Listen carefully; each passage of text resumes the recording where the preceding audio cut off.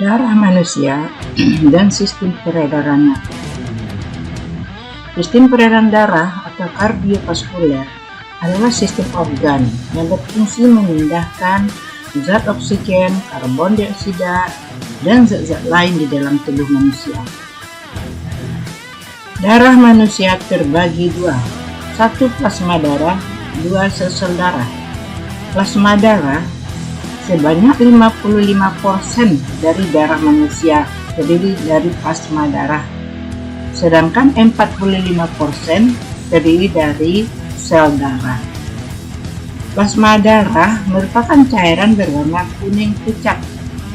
Plasma terdiri dari 90% air, 10% sisanya adalah zat-zat terlarut yang akan diangkut ke seluruh tubuh.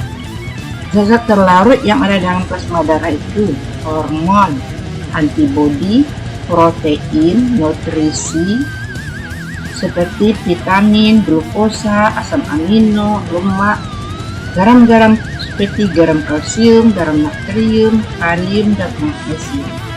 Gas yang terlarut seperti gas oksigen dan gas karbon dioksida, serta zat-zat sisa metabolisme seperti urea. 3 protein utama dalam darah seperti albumin, globulin, dan fibrinogen. Albumin fungsinya untuk mengatur tekanan osmotik darah. Globulin fungsinya untuk mengangkut nutrisi dan untuk kekebalan imun. Fibrinogen fungsinya untuk pembekuan darah. Eritrosit adalah sel darah merah. Merupakan jenis sel darah yang berbentuk bulat pipi atau cekung di tengahnya atau bikonkav dan berfungsi untuk mengangkut CO2 dan O2 dalam tubuh. Eritrosit tidak memiliki nukleus. Ada sekitar 4-5 juta sel eritrosit per mililiter darah eritrosit di dalam tubuh manusia. Warnanya merah sebagai akibat dari kandungan hemoglobin. Eritrosit dibentuk di dalam sumsum merah tulang, dan hanya dapat bertahan hidup sampai 120 hari. Eritrosit yang mati akan diangkut ke limpa atau hati untuk dipecah.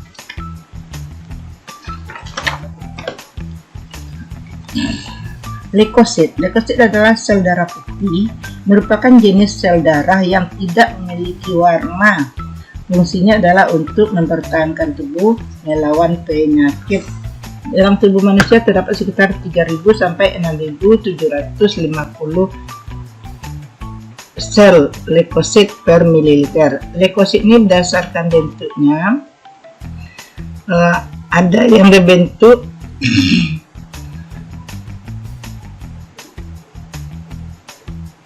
granulosit dan agranulosit. Ini pada sitoplasmanya mengandung granulosit, mengandung neutrofil, eosinophil, dan basofil. Kalau agranulosit, sitoplasmanya mengandung limfosit dan monosit. Trombosit itu atau keting darah, merupakan sel darah yang tidak memiliki inti dan tidak beraturan. Masa hidup dari trombosit itu sangat pendek, yaitu sekitar 10 sampai 12 hari. Trombosit berperan dalam proses pembekuan darah. Proses pembekuan darah, jika terjadi luka yang dalam, pembuluh darah akan rusak dan trombosit pecah. Trombosit akan melepaskan 2 faktor, yaitu trombokinase dan serotonin.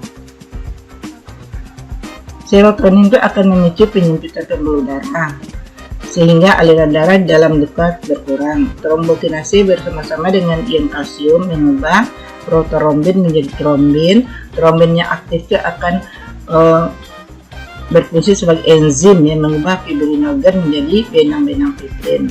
Benang-benang fibrin inilah berkumpul dan saling berkaitan sehingga sel darah merah serta plasma darahnya menyatu membentuk gumpalan sehingga luka menutup. Jantung merupakan organ yang berperan penting dalam memompa darah. Jantung terletak di rongga dada sebelah kiri, dihubungi oleh selaput yang disebut perikardium. Jantung manusia terdiri dari 4 ruangan, yaitu serambi atau area kanan dan area kiri yang terletak sebelah bawah, serta bilik atau ventrikel bilik kanan bilik kiri yang terletak di bagian bawah. Jadi serambi bagian atas, arterium bagian bawah. Jantung memiliki beberapa katup yang berfungsi mencegah aliran darah. Antara serambi dan bilik terdapat katup anteriovaskuler. Katup anteriovaskulernya sebelah kanan memiliki 3 katup, tricuspidalis, sebelah kiri terdapat 2 katup atau bicuspidalis. Mekanisme peredaran darah. Kerja sistem peredaran darah manusia dikendalikan oleh organ jantung yang berguna untuk memompa darah agar mampu mengalir ke semua tubuh.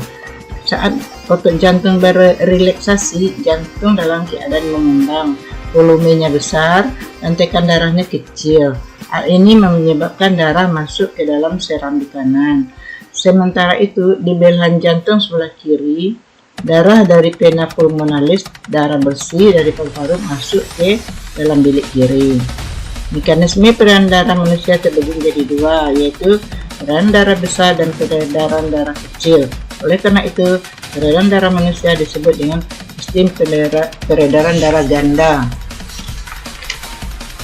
Peredaran darah kecil terjadi dari jantung ke paru-paru, kemudian kembali lagi ke jantung. Hal ini dimulai dari ketika darah yang mengandung banyak CO2 di bilik kanan dipompa ke paru-paru melalui pembuluh arteri pulmonalis.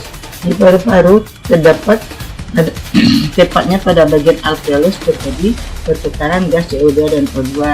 Darah yang mengandung O2 dialirkan kembali ke jantung pada bagian serambi kiri melalui vena pulmonalis. Peredaran darah besar terjadi dari jantung ke seluruh tubuh, kemudian kembali ke jantung. Di sini darah kaya oksigen dipompa ke bilik kiri untuk diedarkan ke seluruh tubuh melalui aorta. Sementara itu, darah yang mengandung CO2 dari seluruh tubuh memasuki serambi kanan melalui pembuluh darah vena cava superior untuk tubuh bagian atas dan vena cava inferior untuk tubuh bagian bawah.